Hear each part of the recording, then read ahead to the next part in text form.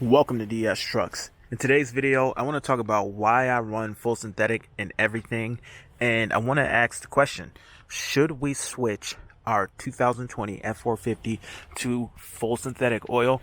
And on top of that, what oil should we use? Now, Motorcraft is the obvious option, and for heavy duty service, they recommend Motorcraft 5W40. Now, here in the wintertime, I'm definitely going to qualify for heavy duty service. I'm going to be hauling near the maximum payload. I'm going to be starting up often in cold weather, and I'm going to be pushing snow.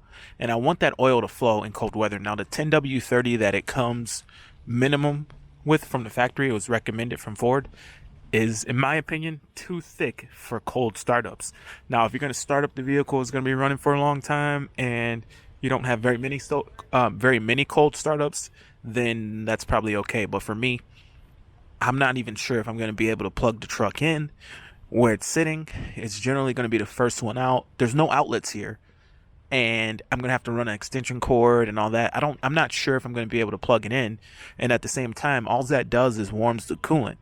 So will the full synthetic oil be beneficial for this truck in the winter? Now, the obvious answer is stick with Motorcraft. Stick with Motorcraft. But at the same time, comment below on what oil you think would be good. I think AMSOIL would be good. There are some things that are specific to this vehicle that might sway me just to stick with Motorcraft. For example, the oil requirements that the government or whatever, for whatever reason, that are out there don't necessarily fit well with the 6.7 liter POWERSTROKE, and Ford recommends a specific grade of oil, but I think AMSOIL has that covered as far as the right oil for your Super Duty. So comment below and tell me what you think about switching this to full synthetic. I definitely want the cold weather startup performance, and the fact that it's recommended for heavy duty service from Ford. It's just a matter of, should we go with the Motorcraft or should we go with something like AMSOIL or something else? And I will say that at the end of the day, AMSOIL just makes a really good filter. And guys, keep in mind, I'm like everybody else on the internet. I'm basing my decisions, a lot of it is based on what I saw in Project Farms. And Project Farms has shown very, very good results from their AMSOIL. And AMSOIL just overall has good products. Now, their filters, I know everyone says Motorcraft filters all day. Motorcraft filters all day. Motorcraft filters are great, but AMSOIL filters are better. If you tear down an AMSOIL filter, you will find that it is better than a Motorcraft. It's better than the Mobile One. It's better than all those other filters. And I really have no issues running an AMSOIL filter. I mean, even the rubber seal on the AMSOIL filter is better than what you get on the Motorcraft. Now, Motorcraft is really good. It's adequate, but everybody runs Motorcraft. Now, sometimes I just kind of want to be different, but that might come back to bite me. But a lot of people will recommend your AMSOIL filters. You know, Gail Banks recommends it. I don't know if he has any financial incentive to do that, but he recommends the AMSOIL. I've known guys that run AMSOIL on 6.0s that have 300,000 plus miles. So AMSOIL is a good oil. So if I'm leaning toward AMSOIL or just sticking with Motorcraft. So comment below. Tell me what you think. Should we go to a 5W40 for the cold weather performance? Guys, 5W40 oil is really thin. It's really thin oil, and it's going to flow cold, and that's kind of what I want. And Ford says it's recommended for severe service, so it obviously provides great protection. But let me know what you think, Motorcraft or AMSOIL. But back to the topic of the video, why do I run full synthetic and everything? So here's our 2020 F450. We're thinking about going to full synthetic. It's kind of an expensive move because the truck's got its first oil. We've got like 400 or 500 miles on the truck, and that ain't no cheap oil change. But honestly, actually, I should take that back. I've only been running blend in my wife's truck, synthetic blend, all Motorcraft. But I think the Motorcraft synthetic blend is really close to their full synthetic. And when you read the spec sheets, their synthetic blend is almost the same thing as their full synthetic based on the spec sheet. Only thing the full synthetic has that the blend where the full synthetic motorcraft oil beats the synthetic blend motorcraft oil. Let me re-say that. The only area that the full synthetic motorcraft oil beats the synthetic blend motorcraft oil, it's two areas. It's the cold weather viscosity is a little bit better with the full synthetic, and the heat. It's able to take a little bit more heat with the full synthetic. I think the full synthetic, being that they're probably made by the same supplier, all is the synthetic blend, and the full synthetic is just a little bit more full synthetic than the blend. Now keep in mind, all these oils are blends anyway, so I don't know if there's really any true full synthetics. AMSOIL says 100% full synthetic, but even still, I don't know what that means. But I think AMSOIL is the one that claims to be the fullest or the most synthetic. But, that's, I don't know if you know more than me, comment in the comment section.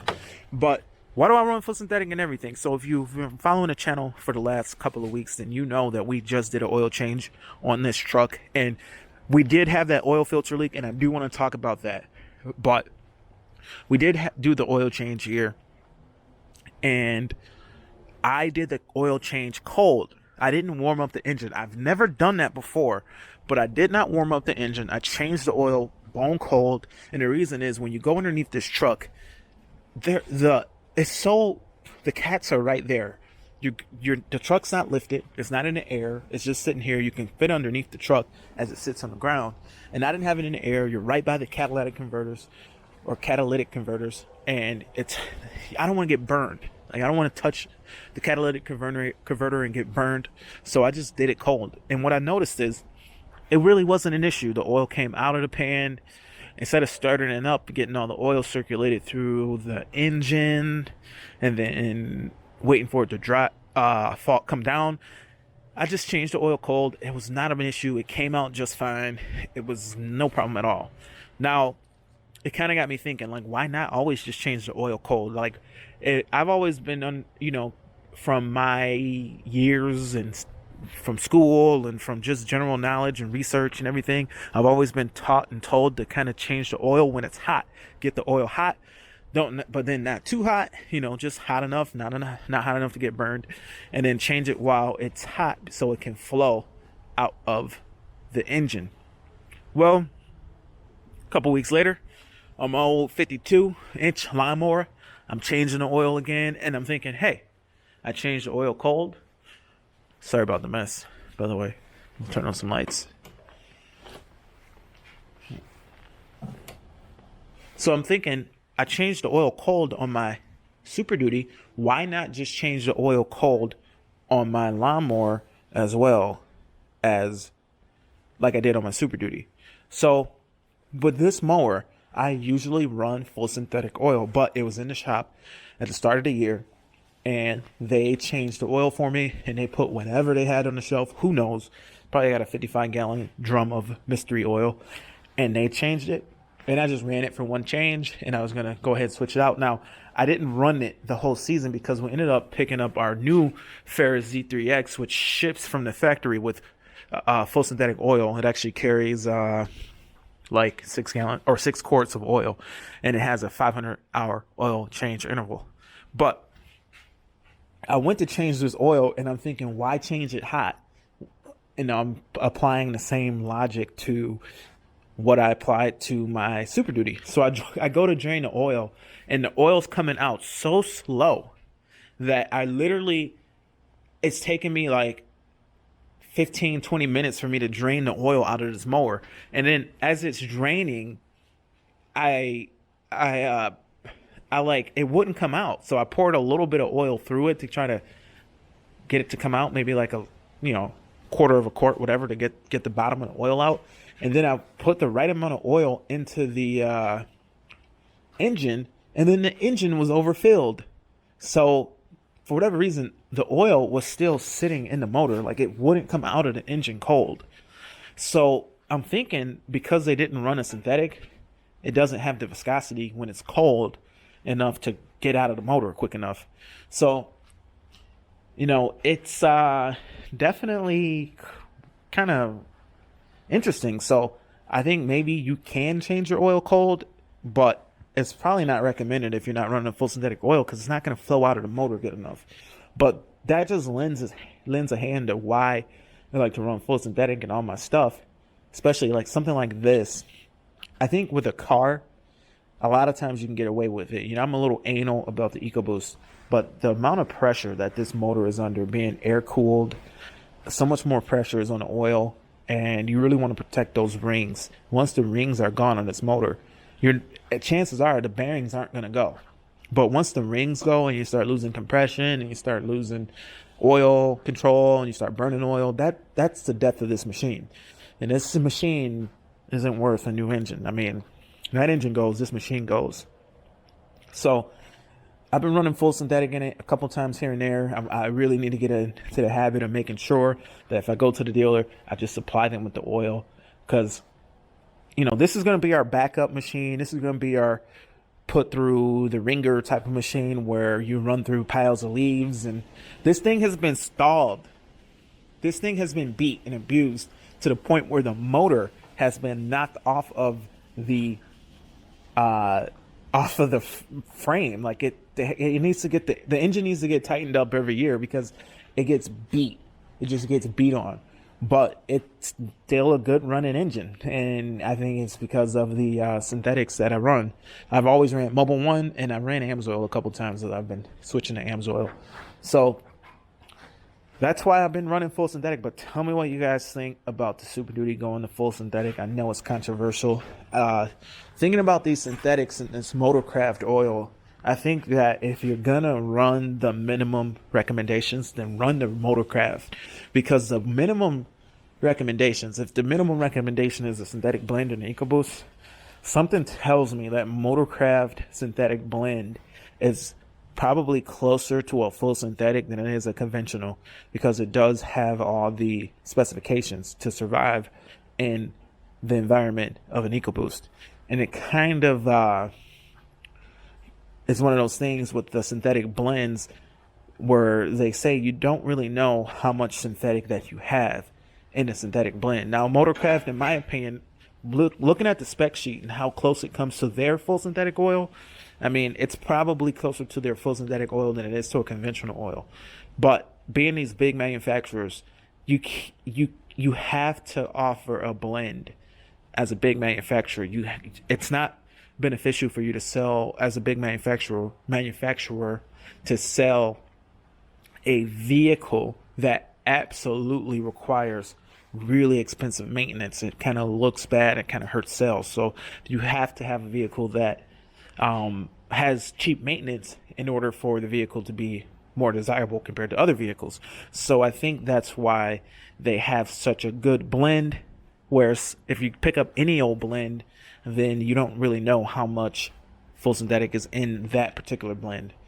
But I think with the EcoBoost, you can run a Mobil 1 full synthetic if you want, or you can run an AMSOIL full synthetic if you want. Now, as far as the diesels, I think you're probably safest with the Ford stuff. As far as the 5W40 is concerned, it's thin oil, but it's a full synthetic oil, so it should be good. But comment below and tell me what you guys think about that, about the full synthetic oils going into the diesel. So I think it's going to be a good thing for the diesel, the cold weather, not being able to plug in.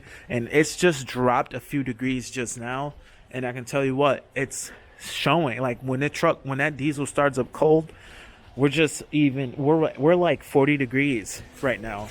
The leaves are coming down and we're at like 40 degrees, and that diesel, you can tell a difference when it's starting up cold, and we're only at like 40 degrees.